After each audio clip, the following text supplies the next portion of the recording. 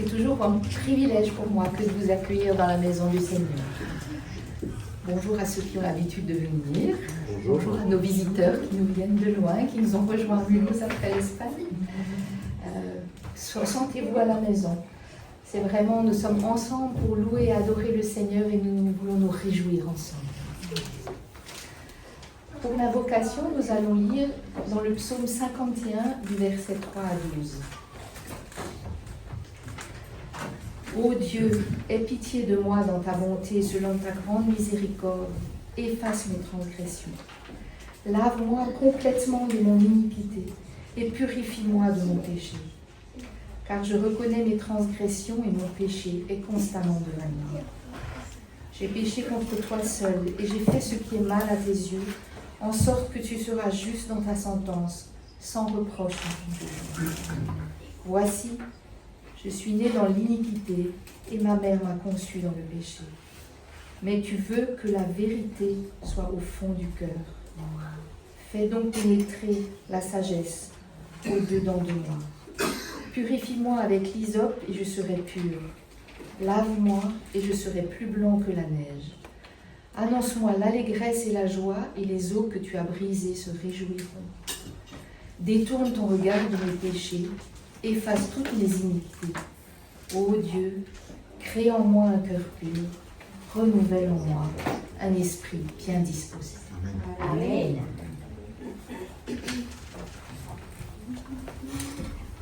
Bonjour tout le monde. Bonjour.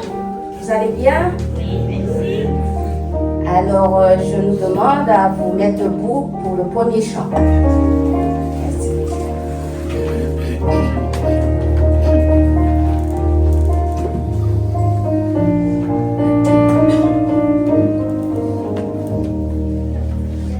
Chaque instant de chaque jour qui passe, en toi seul je puis me confier. Oh Jésus, que jamais rien ne lasse, souviens-toi, viens me vivifier. Et mon cœur si patient, si tendre, c'est pour voir au besoin de ma foi. À toi seul, j'ai appris à m'attendre, car c'est toi qui t'occupes de moi. Aide-moi à m'avoir confiance, qu'en toi seul, mon être et mon Seigneur. Tu connais toutes mes défaillances, mon salut est seul en ta faveur. Si patient, si tendre, c'est pour moi au besoin de ma foi. À toi seul, j'ai appris à m'attendre, car c'est toi qui t'occupes de moi. Oh mon âme, tiens-moi quand je chancelle, le chemin est sombre et rocailleux. Oh, permets que je te sois fidèle, conduis-moi jusqu'au séjour des cieux. Et ton cœur si patient, si tendre, c'est pour voir au besoin de ma foi. En toi seul, j'ai appris à m'attendre, car c'est toi qui t'occupes de moi. Amen. Nous pourrons prendre la position que nous souhaitons, nous mettre à genoux, rester debout pour la prière.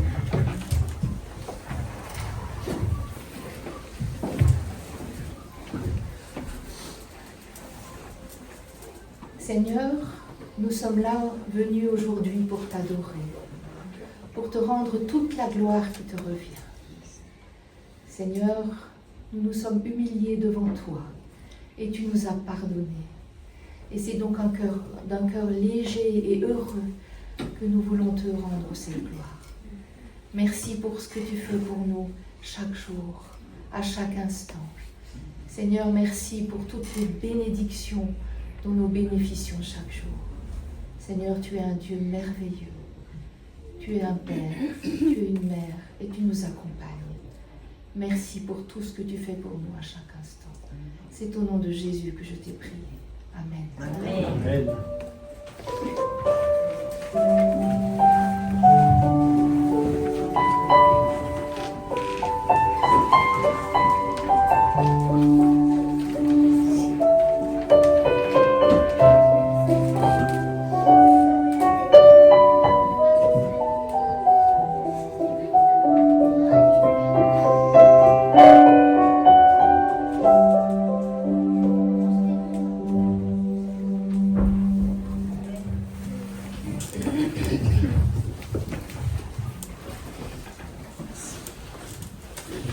Nous rendons gloire à Dieu ce matin. Je vous entends pas? Oui. Oh là là. Alors, mettez-vous debout et puis nous allons chanter.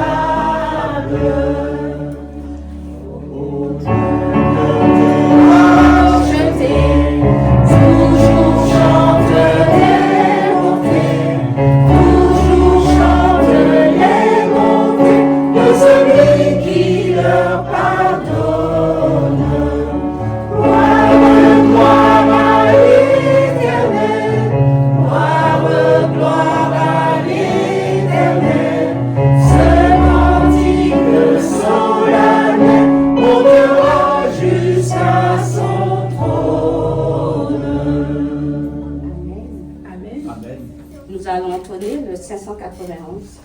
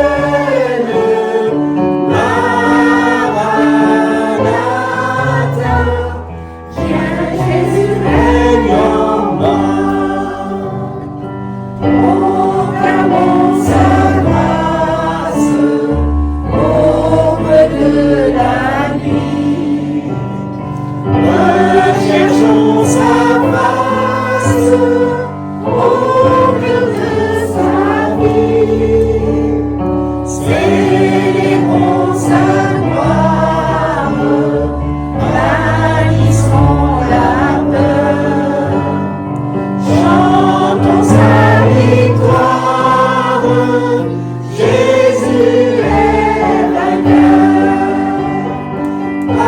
Alléluia, que ton règne vienne, Maranatha,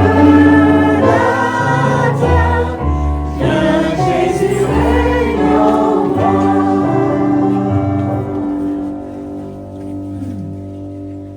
Alors mes frères et sœurs, est-ce que Jésus est au milieu de nous ce matin? Oui. J'ai pas l'impression parce que vous êtes tellement sages, timides. Mais nous allons chanter pour Jésus. Amen.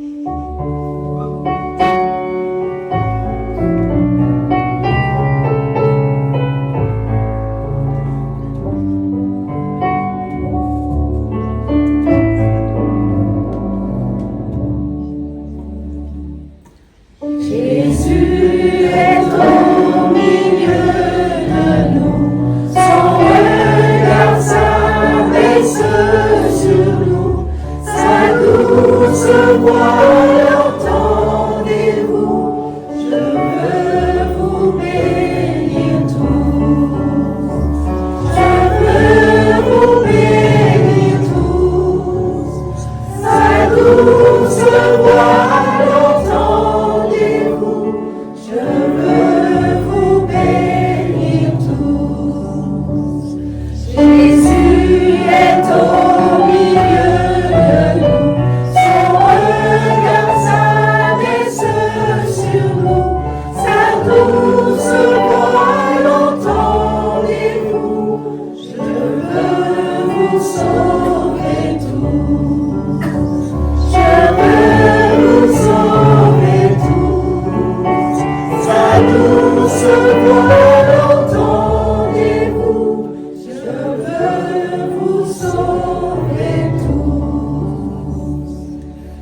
Jésus est au milieu de nous, son regard s'abaisse sur nous, sa douce voix l'entendez-vous, oh je vous aime tous, oh je vous aime tous, sa douce voix l'entendez-vous, oh je vous aime tous. Amen. Amen. Je crois que je vais vous laisser vous asseoir un petit peu, si vous êtes fatigués.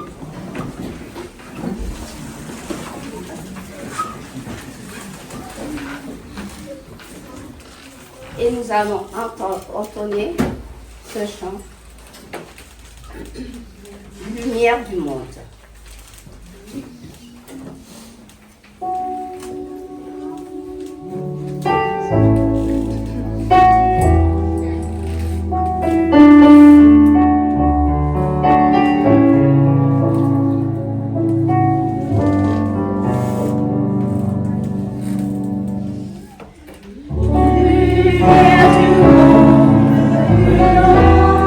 L'obscurité du monde.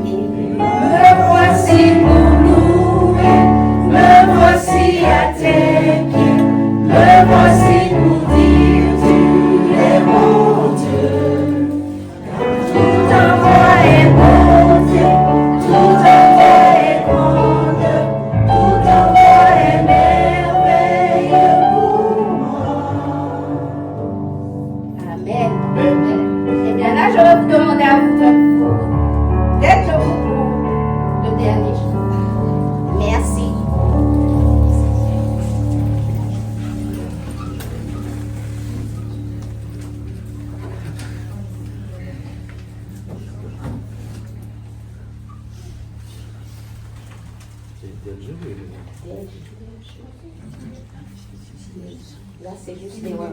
C'est d'elle. Là, c'est les rôles.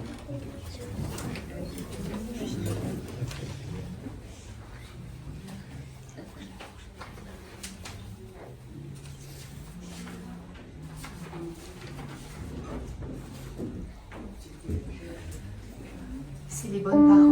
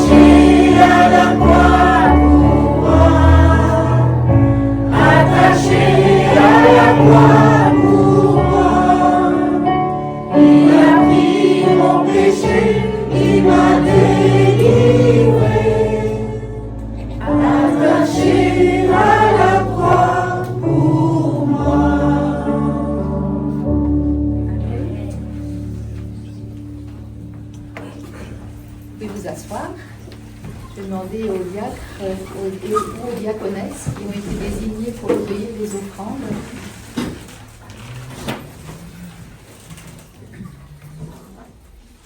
Et maintenant, il y a le moment de l'histoire pour les enfants de Denise. Aujourd'hui, c'est dans l'histoire d'aujourd'hui que je vous raconte cela. Je vais vous montrer le vrai sens de Pâques, la mort et la résurrection de Christ et la signification de la Sainte Seine. Est-ce que vous aviez déjà été dans une fête spéciale? Bien sûr, vous allez me dire oui.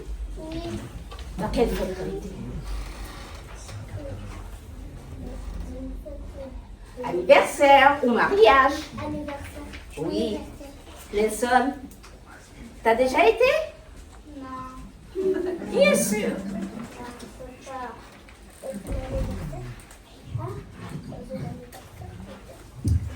Mais une fête spéciale, c'est un anniversaire ou je sais pas, un mariage. Ah mais oui, j'ai déjà fait un anniversaire. Voilà. Francis, tu veux pas venir? Viens avec nous. D'accord. Alors, aujourd'hui, je vais vous raconter l'histoire d'un grand dîner. Un petit dîner. Bon, là, c'est pas un grand dîner, c'est un tout petit. Mais là, qui c'est qui nous a donné un grand dîner? Dieu. Voilà. Alors, Jésus a invité ses disciples à un grand dîner. Il s'agit d'un dîner très, très important, puisqu'il célèbre la Pâques. Bien sûr, les enfants, qui marque la libération du peuple d'Israël de l'Égypte. Alors, combien de disciples qu'il y avait avec Jésus? Il avait 12. 12 disciples, merci. Alors, c'est pour cette raison que j'ai mis 12 gobelets. Hein? Mais bien sûr, Jésus prit alors une bassine d'eau que j'ai mis pour vous, la bassine, et il commença à laver les pieds de ses disciples. Mais oui, tu rigoles, mais c'est vrai. Mais certains ne voulaient pas, il y avait des disciples qui ne voulaient pas laver leurs pieds. Jésus leur a dit pourtant, il est venu dans ce monde pour servir les... Je veux que vous entendez. Pour servir les gens. Alors, et que l'eau qui se trouve dans la cuvette symbolise la purification des péchés. Lorsqu'ils se sont assis à table, vous êtes assis par terre, mais c'est pas grave. Jésus, il a pris du pain. Il a coupé en deux. Il a coupé le pain pour partager le pain. Qu'est-ce qu'il a fait quand il était... Mais comme on dit dans l'histoire, le pain que Jésus a coupé n'avait pas de levure. Hein. C'était sans levain. Mais bon, j'ai pas le pain, c'est pas grave, on va faire avec ça. Puis, il a donné à ses disciples. Et après, Jésus a pris le jus de raisin qu'il a donné aussi. Et Jésus a dit que ce jus de raisin symbolise le sang de Christ. Alors, à table, Jésus, certains demandaient, mais pourquoi tout ce symbole? Alors, Jésus leur a dit, j'ai fait tout ça pour sauver chaque personne et aussi les amis de Jésus. Parce que Jésus voulait leur dire qu'il allait bientôt mourir sur une croix où il donnerait son sang pour nos péchés. Et c'est pour cela que nous appelons cela la Sainte Seine. Jésus a fait preuve du plus grand acte d'amour pour nous les enfants. Pour vous et pour moi. Pour toi, Nelson, pour moi. Alors, mais le meilleur était encore à venir. C'est quoi le meilleur? Quelque chose à quoi on ne s'attend pas. Après sa mort, le 3e jour, il est ressuscité avec beaucoup de puissance et de gloire. Il est allé au ciel, les enfants, nous préparer une place pour chacun de nous. Et qu'est-ce que Jésus va faire au ciel après? Il va préparer un grand dîner où nous pourrons voir le vrai pain de vie qui, par son sang, nous a libérés du péché, du monde de péché. Les enfants. Et je demande aussi aux grands, qui veut participer à ce grand dîner avec Jésus? Amen. Qui c'est? Moi, je veux participer avec Jésus à ce grand dîner. Eh bien, nous allons nous mettre debout et nous allons prier avec Nelson. Oui, Jésus. Oui. Avec Jésus. Oui, tu te mets debout. Et tu vas prie.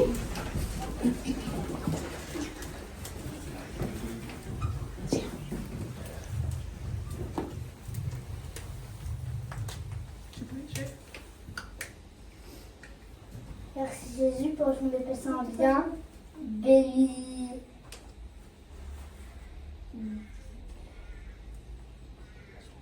Bénis toute l'assemblée. Bénis. Pardonne les péchés. Fais qu'on passe une bonne journée aujourd'hui. Au nom de Jésus, Amen. Amen. Jésus, Amen. Maintenant, nous allons écouter notre orateur du jour, Philippe. Merci. Nous allons nous introduire dans le texte dans Exode 5 jusqu'au verset 15. si c'est affiché ou vous pouvez chercher dans votre Bible. Exode 12, versets 5 à 15. Il est dit, « Ce sera un agneau sans défaut, mâle, âgé d'1 an. Vous pourrez prendre un agneau ou un chevreau, vous le garderez jusqu'au 14e jour de ce mois. Et toute l'assemblée d'Israël l'immolera entre les deux soirs. On prendra son sang et on mettra sur les 2 poteaux, sur le linteau de chaque porte de maison où on l'en mangera. Cette même nuit, on mangera la chair, rôtie au feu. On le mangera avec des pains sans levain et des herbes amères. Vous ne le mangerez point à demi cuit et bouilli dans l'eau, mais il sera rôti au feu avec la tête, les jambes et l'intérieur. Vous ne laisserez rien jusqu'au matin, et s'il n'en reste quelque chose le matin, vous le brûlerez au feu. Quand vous le mangerez, vous aurez vos reins à vos reins, saints, vos souliers à vos pieds et votre bâton à la main. Et vous le mangerez à la hâte. C'est là la Pâque de l'Éternel. Cette nuit-là, je passerai dans le pays d'Égypte et je frapperai tous les premiers-nés du pays d'Égypte, depuis les hommes jusqu'aux animaux, et j'exercerai les jugements contre tous les dieux de l'Égypte. Je suis l'Éternel. Le sang vous servira de signe sur les maisons, et vous verrez le sang de Jésus, et je passerai par-dessus vous, et il n'y aura point de plaie qui vous détruise. Quand je frapperai le pays de l'Égypte, vous conserverez le souvenir de ce jour, et je vous le célébrerai pour une fête à l'honneur de l'Éternel. Vous le célébrerez comme une loi perpétuelle pour vos descendants. Verset 15. Pendant 7 jours, vous mangerez des pains sans levain. Dès le premier jour, il n'y aura plus de levain dans vos maisons, car toutes les personnes qui mangera du pain levé du premier jour au 7e jour sera retranché d'Israël. Amen.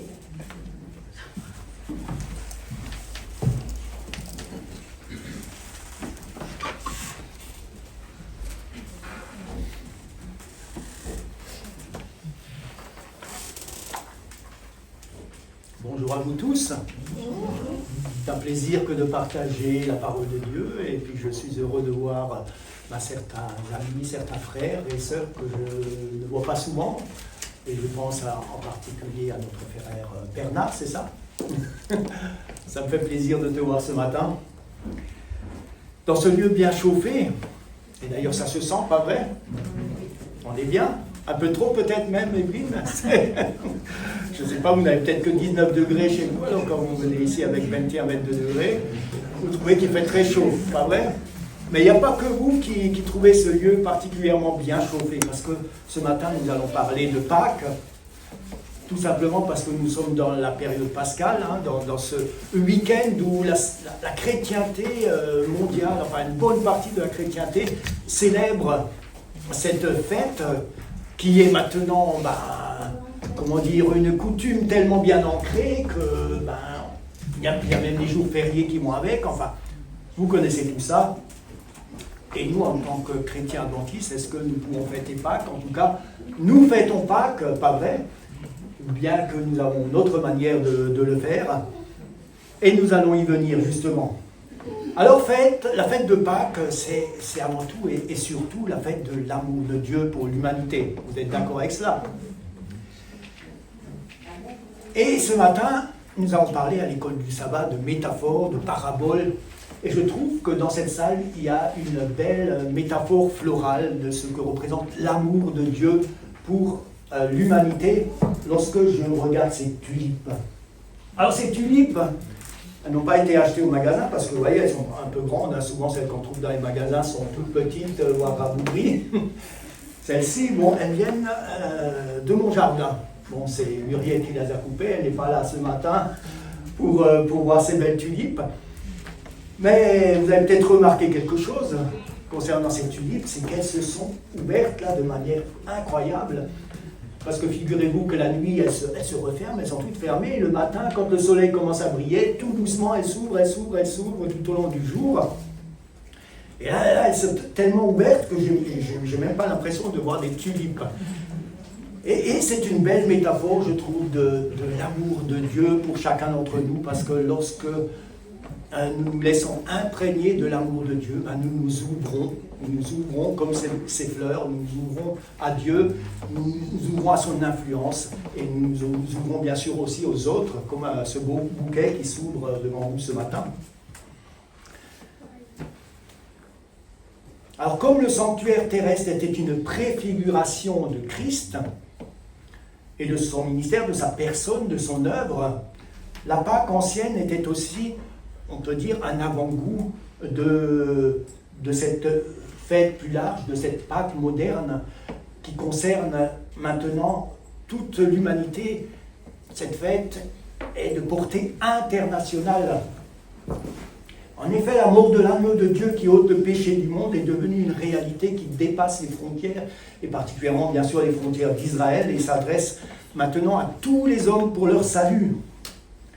Et au-delà de cet élargissement rapide, dès la mort de Jésus, au-delà de toutes les frontières, eh bien, les bienfaits de cette nouvelle Pâque pour l'humanité, les apôtres l'ont pleinement compris et nous l'ont pleinement retransmis à travers les Écritures, qui nous permettent de comprendre effectivement cet élargissement de cette fête de Pâques, élargissement géographique on peut dire, mais aussi cet élargissement dans le sens, on va dire dans la profondeur de l'enseignement de cette fête.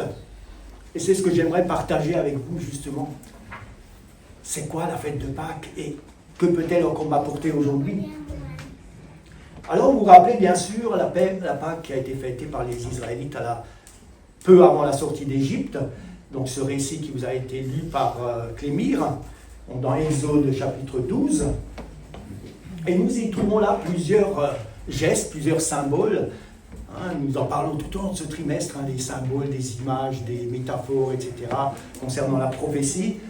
Là, effectivement, il y a aussi beaucoup de symboles dans la fête de Pâques, et en particulier celle que fêtaient les Israélites, peu avant donc de sortir de ce pays d'Égypte.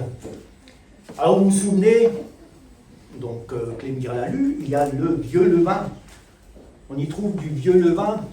Il est question de ce levain, on peut dire un peu ancien, qui représente le péché, et les Israélites devaient s'en débarrasser.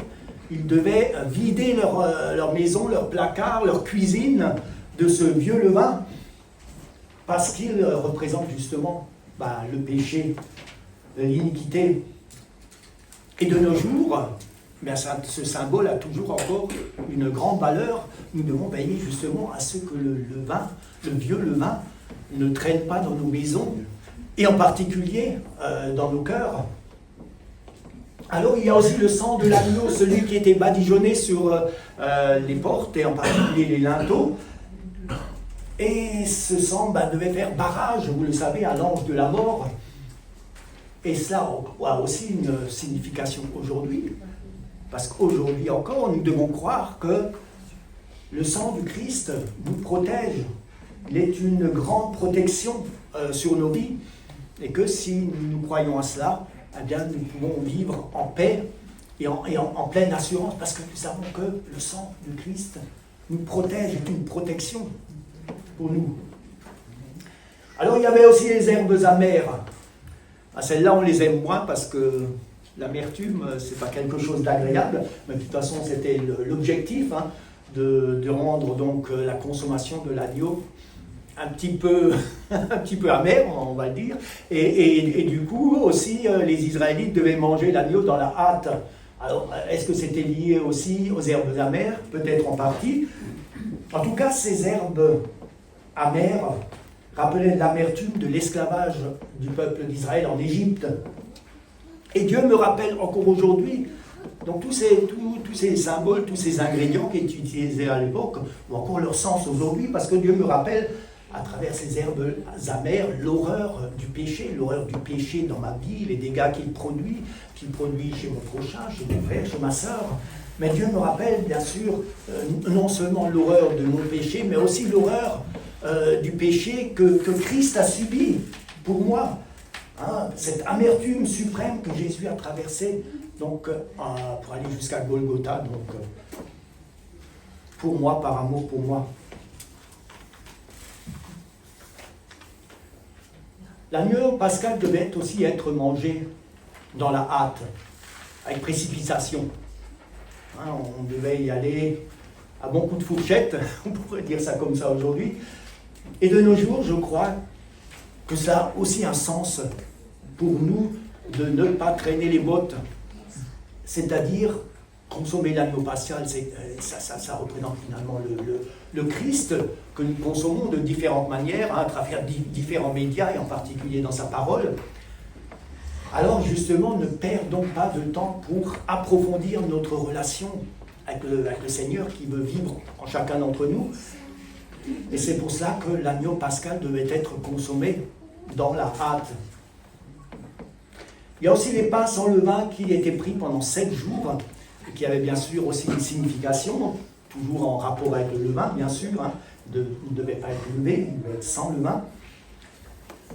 Et je crois qu'aujourd'hui encore, il est difficile de communier avec Christ si je me nourris de pain levé.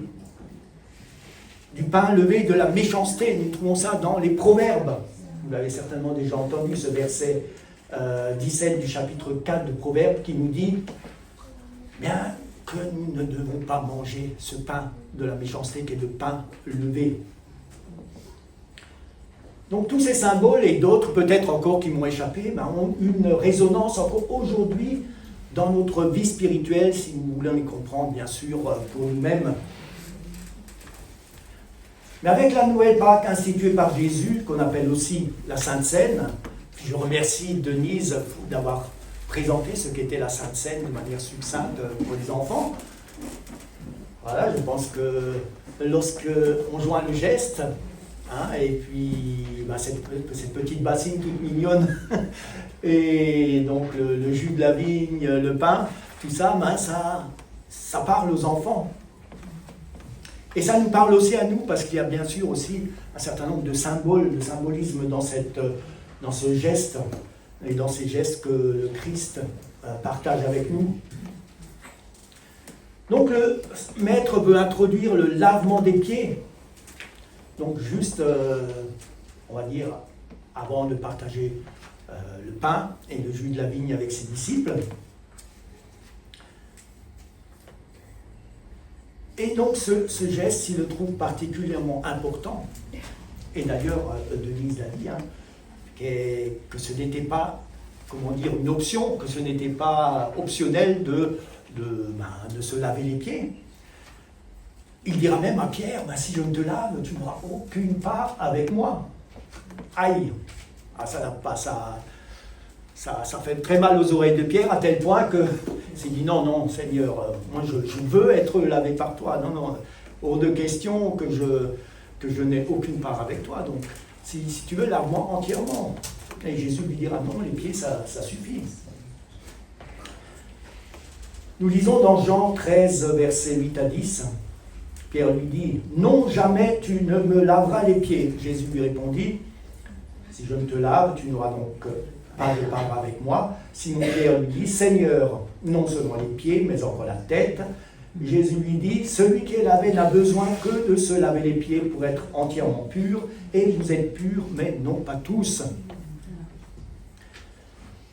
Voilà donc ce geste, ce symbole du lavement des pieds, je dirais, a aussi une signification plus large que la simple bassine et le fait d'avoir les pieds propres. Parce que si on lit entre les lignes de ce texte, on comprend effectivement, et c'est ce que Jésus veut exprimer, que si je me lave les pieds, bon c'est vrai, je serai propre. j'aurai les pieds propres, ce qui est un symbole aussi du nettoyage que Dieu fait dans nos vies. Mais c'est aussi on va dire un symbole en miniature du baptême, ou un rappel du baptême. Donc pratiquer la Pâque moderne, c'est commencer par ce geste important que Jésus a institué. D'ailleurs, je ne comprends pas pourquoi dans la chrétienté, ou en tout cas la majorité de la chrétienté, on ne pratique pas ce lavement des pieds, qui est un préalable important avec tellement de symbolisme important pour nous en tant que chrétiens, même du XXIe siècle.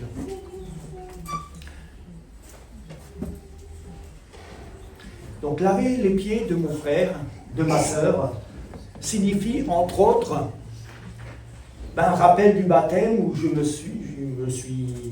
où j'ai été lavé donc de tous mes péchés, donc en plongeant dans le bassin. Et cette Pâque, c'est vrai, tombe à propos, puisque vous le savez très bien, j'espère que vous le savez, sabbat prochain, nous aurons des baptêmes dans ce lieu. Et cette Pâque, parler de Pâque, effectivement, eh bien, nous permet aussi de comprendre ce qu'est le baptême, puisque la Pâque fait la relation donc à travers ce geste du lavement des pieds, donc en relation avec le baptême. Donc c'est un rappel du baptême, mais c'est aussi Jésus qui est le serviteur par excellence et qui me rappelle que je suis également appelé à servir, à être serviteur et à laver les pieds des disciples. C'est aussi un rappel, bien sûr, de l'importance du pardon mutuel dans l'Église, entre frères et sœurs, et de l'humilité qui nous incombe d'exprimer les uns envers les autres. Et puis ensuite, bien sûr, l'eau qui purifie, le symbolisme de l'eau qui nettoie. Mais l'eau ne fait pas que nettoyer, et on va le voir d'ailleurs par rapport au symbolisme du baptême dans un instant. L'eau nettoie certes, mais elle noie également. Elle nettoie et elle noie. Et cela, on retrouve en particulier donc, dans le baptême. Donc, de même que la Pâque a une signification profonde, les apôtres nous révèlent aussi les enseignements spirituels profonds du baptême, donc rappelés par le lavement des pieds. Alors, nous lisons dans Romains 6, versets 3 à 6. Ignorez-vous, alors si vous voulez prendre le texte, vous pouvez l'ouvrir dans Romains 6, 3 à 6. Ignorez-vous que nous tous, qui avons été baptisés en Jésus-Christ, c'est en sa mort que nous avons été baptisés. Nous avons donc été ensevelis en lui par le baptême en sa mort, afin que comme Christ est ressuscité des morts par la gloire du Père, de même nous aussi, nous marchons en nouveauté de vie. En effet, si nous sommes devenus une même plante avec lui par la conformité à sa mort, nous le serons aussi par la conformité à sa résurrection, sachant que notre vieil homme a été crucifié avec lui, afin que le corps du péché fût détruit, pour que nous ne soyons plus esclaves du péché. Waouh! C'est quand même pas rien, le symbolisme du baptême. Donc vivre la Pâque, ce n'est pas seulement croire que Jésus me lave de tout péché, que Jésus est mort pour mes péchés, et qu'en lui je suis pardonné de toute iniquité. Alors c'est vrai que c'est particulièrement important, et c'est la première étape, je dirais, de notre foi, ou en tout cas, quand on entre dans cette fête de Pâques, c'est quelque chose d'important, de vital, je dirais même d'essentiel. Effectivement, je suis pardonné, je suis justifié par les mérites du Christ, et c'est là le message, l'un des messages importants et premiers de Pâques. Ce que nous lisons aussi dans Marc 1, verset 4, Jean parut, baptisant dans le désert et prêchant le baptême de la repentance pour la rémission des péchés. Donc le baptême sert à ça, et aussi bien sûr le lavement des pieds et la fête de Pâques à travers les symboles donc, du pain et du vin que vous connaissez. Pâques, c'est aussi vivre une intimité particulière avec le Christ. Et c'est pour ça que ça dépasse finalement un acte extérieur à nous-mêmes qui nous justifierait, qui nous couvrirait donc de cette robe de justice. Hein, vous connaissez aussi ces belles images qu'on retrouve dans la Bible. Pâques, c'est vivre donc une intimité avec notre Seigneur, devenir une même plante avec lui, l'apôtre Paul l'a dit, nous l'avons lu à l'instant, devenir une même plante, permettre à Dieu de crucifier notre vieille nature, ne plus être esclave du péché et renaître en Christ à travers sa résurrection à une vie nouvelle. Waouh, ça ce sont des symbolismes forts qui nous montrent que finalement le baptême, mais bien sûr aussi le lavement des pieds, hein, qui a été institué pendant la Pâque par le Christ, eh bien ce n'est pas, je veux dire, qu'une action superficielle de Dieu qui nous déclare justes, mais c'est une action en profondeur qui va donc jusqu'au tréfonds de notre âme pour y extirper le mal et le péché. C'est là justement que la Pâque ancienne et nouvelle se rejoignent dans leur finalité. Le peuple d'Israël a été libéré, il est sorti de l'esclavage égyptien physiquement, mais même s'il est sorti physiquement donc, de l'Égypte, spirituellement, il était encore en cheminement. Et il ne sortait de l'esclavage spirituellement que progressivement. Et d'ailleurs, on l'a vu hein, tout au long de leur pérégrination, ils ont adoré d'autres dieux, ils ont râlé, ils ont murmuré contre Dieu. Ils avaient besoin encore d'être éduqués dans l'amour de Dieu, dans la foi en Dieu. Et de même, Christ nous a affranchis de l'esclavage spirituel, donc du péché, pour nous permettre donc de retrouver la vraie liberté. Mais malgré cet affranchissement, notre cœur n'y est pas toujours, d'où la nécessité donc de persévérer dans la communion, parce que la Pâque, c'est ça, c'est la communion avec le Seigneur. Et si nous voulons sortir de notre état d'esclave, eh bien nous devons être reliés à celui qui est la liberté, celui qui peut nous libérer de nous-mêmes et de toutes les situations difficiles que la vie nous présente. Donc le pain et le vin, eux aussi, bien sûr, sont des symboles d'une communion profonde, justement, ce que nous avons besoin d'expérimenter à Pâques. Pas seulement le fait de savoir que Christ m'a pardonné, hein, que la croix me sauve à travers les mérites de Christ, c'est vrai. Ça, c'est vrai, c'est très important. Mais le Seigneur voudrait que nous allions plus loin avec lui. Donc, manger le pain sans le vin de la Sainte Seine nous rappelle les paroles de Jésus que j'ai trouvées belles en Jean chapitre 6, versets 33 à 35. Car le pain de Dieu, c'est celui qui descend du ciel et qui donne la vie au monde. Et lui dire, Seigneur, donne-nous toujours ce pain. Jésus leur dit, je suis le pain de vie. Celui qui vient à moi n'aura jamais faim, et celui qui croit en moi n'aura jamais soif. Voilà des paroles fort encourageantes de la part de notre Seigneur. Donc ce pain de vie, vous savez où le trouver, les amis. Il se trouve en Christ, dans sa parole. Et c'est un aliment solide, ce n'est pas du petit lait. Un aliment solide pour façonner notre être intérieur.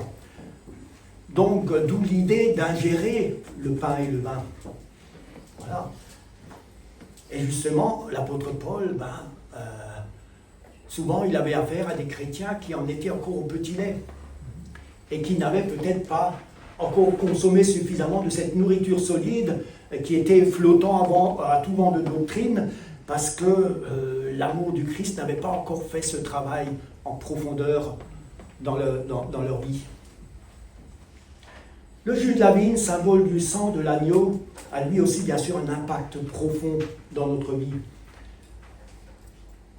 Car plutôt que de l'asperger ou de le répandre, ce qui est la première partie de notre salut, hein, ce sang qui a été répandu sur l'autel, eh bien nous devons le boire.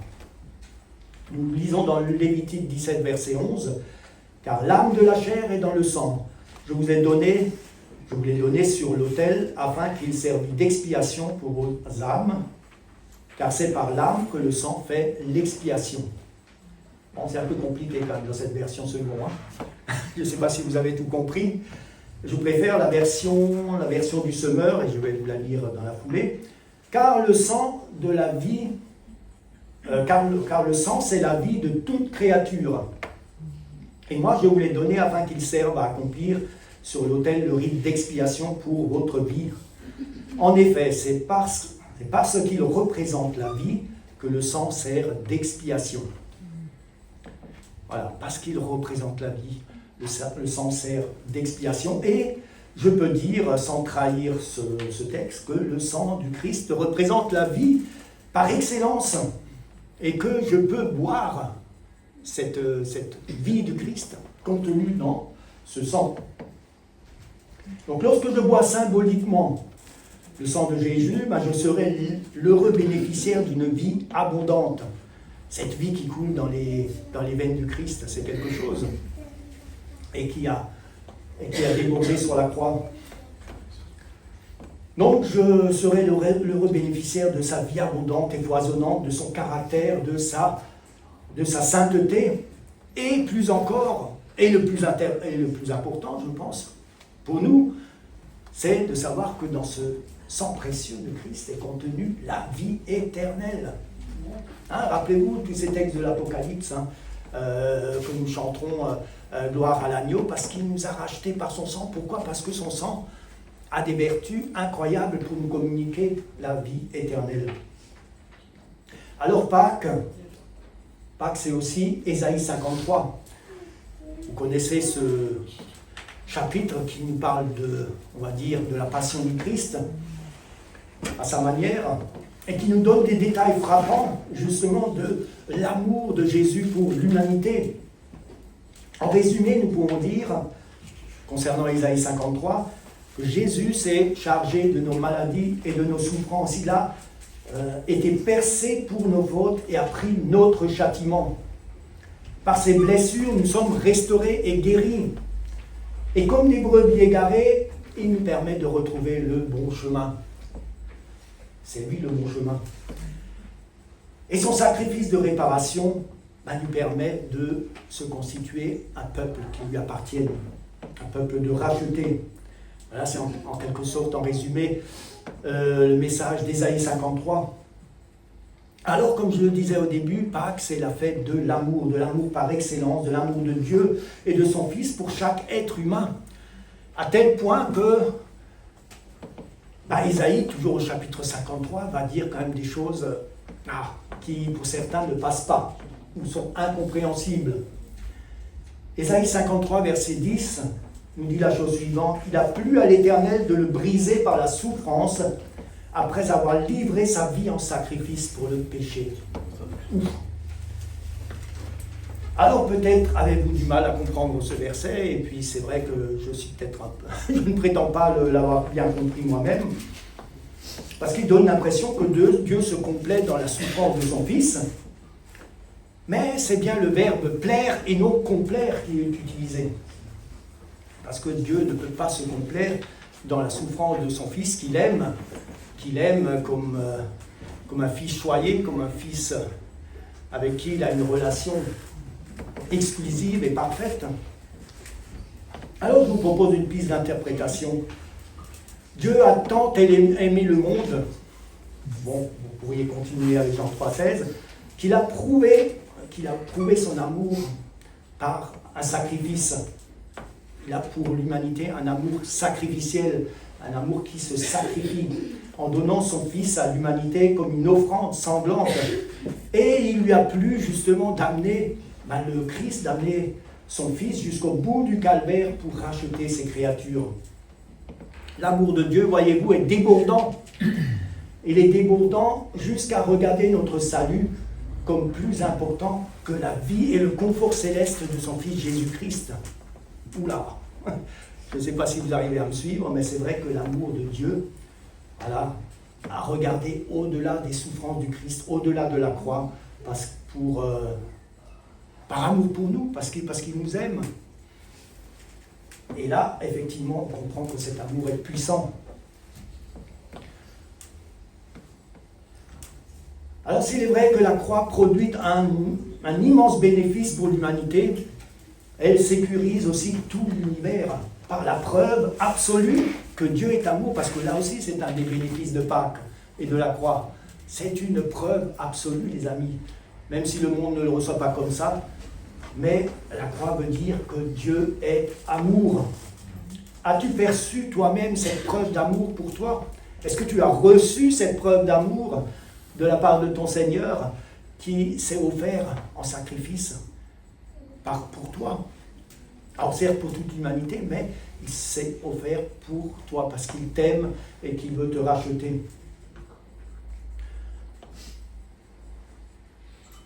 Non, Dieu n'était pas du tout sadique envers son Fils lorsqu'il l'a accompagné jusqu'à son dernier souffle sur le mont Golgotha. Il fallait, comme dit 2 Corinthiens 5, verset 21, il fallait que Jésus, celui qui n'a pas connu le péché, Dieu le fasse devenir péché pour nous, afin que nous devenions en lui justice de Dieu. Il fallait que Jésus soit élevé comme le serpent. Rappelez-vous, ce serpent qui était élevé dans le désert. Voilà, j'en ai terminé, les amis. Je voulais vous replonger dans cette fête de Pâques et vous permettre peut-être de comprendre quelle est la profondeur de cette fête, qui est avant tout la fête de l'amour de Dieu pour toi et pour moi. La fête du salut qui a été obtenu par Jésus à un prix élevé. Et il faut que nous ayons ça en tête, que c'est l'amour de Dieu qui a payé un prix élevé pour chacun d'entre nous, parce qu'il n'a pas regardé la souffrance de son Fils pour tout arrêter, parce qu'il aurait pu tout arrêter finalement et se dire le prix est trop élevé. Je ne peux pas consentir un prix aussi élevé. Eh bien, Dieu l'a fait parce qu'il nous aime. Il a accepté donc que son Fils aille jusqu'au bout. Certains vivent ce week-end pascal comme une tradition, ce qui n'est pas mauvais en soi. Et peut-être certains d'entre vous ont suivi un peu les messes, les messes traditionnelles catholiques, etc. Et il y a quand même, il faut le dire, une certaine ferveur du christianisme. Et vous savez d'ailleurs que l'Église catholique, en 2024, a baptisé plus d'adultes que les années précédentes. Donc il y a, on peut dire quand même, quelque part un réveil de la foi. Et nous ne pouvons que nous réjouir de cela. Cet amour triomphant donc est celui de la grâce, du pardon, de la réconciliation, et c'est bien sûr aussi celui du fruit de l'esprit, qui nous transforme à la ressemblance du Christ, parce que c'est bien sûr la signification du pain et du jus de la vigne, donc le vin, qui viennent en moi produire donc des effets tout à fait favorables pour que je sois bonifié, que je sois transformé à l'image du Seigneur. Alors, est-ce que tu as déjà célébré cette Pâque de tout ton cœur? Est-ce que tu as déjà vécu donc une sainte scène dans cet état d'esprit donc qui te permet donc d'approfondir ta communion avec le Seigneur? Il y a encore temps en 2025 de fêter donc avec Christ le summum de son amour pour toi. Avec tout le peuple de Dieu, tu vas pouvoir goûter à la victoire du Christ sur le mal, à la délivrance du péché et à la vraie liberté qui se trouve uniquement dans l'amour de Dieu. Amen.